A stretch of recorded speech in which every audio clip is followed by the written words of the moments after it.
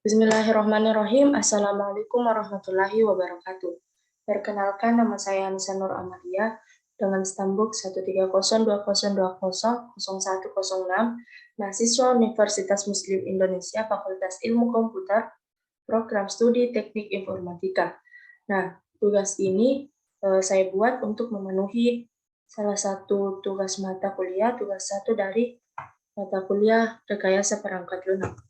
Adapun tugas satu ini kita disuruh untuk gunakan satu contoh studi kasus pengembangan perangkat lunak yang telah berjalan. Kemudian berdasarkan studi kasus tersebut, pilih salah satu model pengembangan perangkat lunak yang dianggap cocok untuk digunakan dan jelaskan alasannya. Kemudian buatlah model pengembangan perangkat lunak yang dimaksud baik secara deskriptif maupun gambar sesuai penerapan dari pemodelan yang dipilih. Langsung saja kita ke yang pertama, gunakan contoh studi kasus pengembangan perangkat lunak yang telah berjalan. Nah, contoh studi kasus yang saya pilih di sini yaitu contoh studi kasus perangkat lunak sistem informasi Maxim. Transportasi online. Transportasi online berbasis aplikasi memang banyak digunakan oleh masyarakat di Indonesia saat ini. Selain praktis, transportasi online juga tergolong transportasi dengan biaya tarif terbilang murah dan transparan. Cara penggunaannya juga dinilai sangat mudah dan banyak manfaatnya. Dengan bermodalkan download aplikasi melalui smartphone, sudah bisa menggunakan berbagai fitur menarik yang ada pada aplikasi transportasi online. Selain bisa antar jemput penumpang, aplikasi tersebut juga memiliki layanan antar barang hingga pesan makanan. Nah, salah satu aplikasi ojek online yang banyak digunakan di Indonesia yaitu aplikasi Maxim. Aplikasi Maxim memberikan layanan untuk mengantarkan penumpang ke tempat tujuan atau mengantarkan paket. Namun, aplikasi ini hanya tersedia di sejumlah wilayah tertentu yang sudah bermitra dengan Maxim. Adapun studi kasus yang saya angkat yaitu banyak pengguna aplikasi mengeluhkan titik lokasi penjemputan dan pengantaran yang tidak tersedia di Maps. Pengguna akan kesulitan karena tidak tersedianya lokasi penjemputan di titik tersebut. Titik lokasi yang tidak akurat akan menyusahkan driver dan pengguna. Jadi, harapan para pengguna aplikasi kepada pengembang aplikasi Maxim yaitu meningkatkan fitur Maps-nya, sehingga titik lokasi penjemputan dan pengantaran mudah untuk ditemukan. Berikut adalah tampilan dari aplikasi Maxim. Ini beberapa ulasan pengguna aplikasi Maxim mengenai titik lokasi yang tidak tersedia. Yang pertama, pengguna atas nama Cynthia Hafiz Lubis mengatakan aplikasinya tolong banyak perbaikan, atur titik penjemputan susah. Yang kedua, pengguna lain atas nama Enda Noraida mengatakan tolong tingkatkan keakuratan lokasi, padahal alamat penjemputan sesuai dengan titik maps sesuai GAPS. Kemudian pengguna lain atas nama Kimono Nawa mengatakan mungkin saran dari saya untuk terus update maps-nya. Soalnya dari banyak customer mengeluhkan titik jemput atau tujuan belum update atau bahkan tidak ada di maps. Berdasarkan studi kasus tersebut, pilih salah satu model pengembangan perangkat lunak yang dianggap cocok untuk digunakan dan jelaskan alasannya. Nah, berdasarkan studi kasus tersebut, model pengembangan yang saya pilih yaitu model pengembangan prototype. Berdasarkan studi kasus tersebut, model pengembangan perangkat lunak yang cocok digunakan adalah model pengembangan prototype.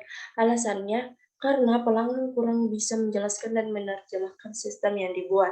Dengan menggunakan metode prototype, pengembangan dan pelanggan bisa saling berinteraksi selama proses pengembangan software. Nah, pelanggan ikut dalam pengembangan sistem yang akan memudahkan pengembang. Adapun tujuan pengembang sistem informasi manajemen transportasi online Maxim dengan metode prototype yaitu untuk menyediakan titik penjemputan dan pengantaran di Maps sesuai dengan titik lokasi agar pengguna mudah dalam menentukan titik lokasi yang akurat sesuai dengan yang dibutuhkan.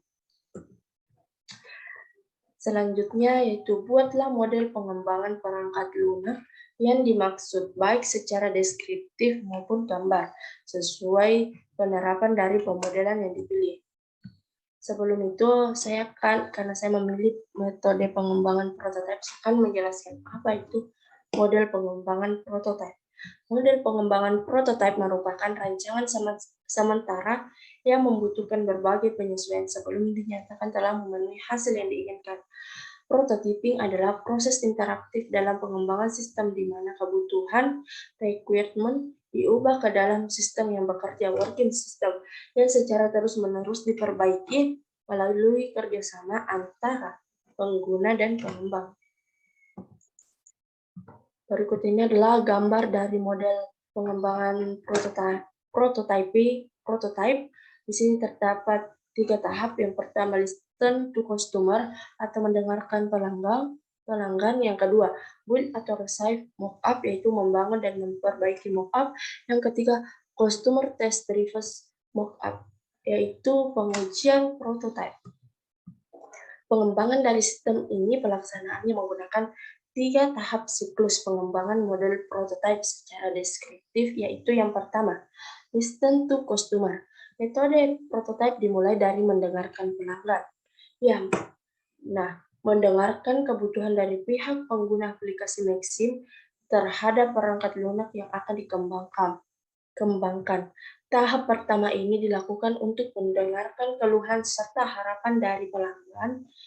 Tahap ini akan menentukan informasi-informasi yang dibutuhkan oleh pelanggan agar tercipta sebuah aplikasi, sehingga mengarah pada tujuan dibuatnya aplikasi tersebut. Nah, yang kedua yaitu build atau revise mockup.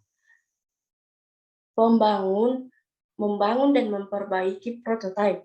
Dalam tahap ini dilakukan perancangan dan pengkodean untuk sistem yang diusulkan, yang mana tahapnya meliputi perancangan proses-proses yang akan terjadi di dalam sistem, perancangan diagram UML yang akan digunakan, perancangan antar muka keluaran, serta dilakukan tahap pengkodean terhadap perancangan yang telah didefinisikan kelengkapan software dan hardware.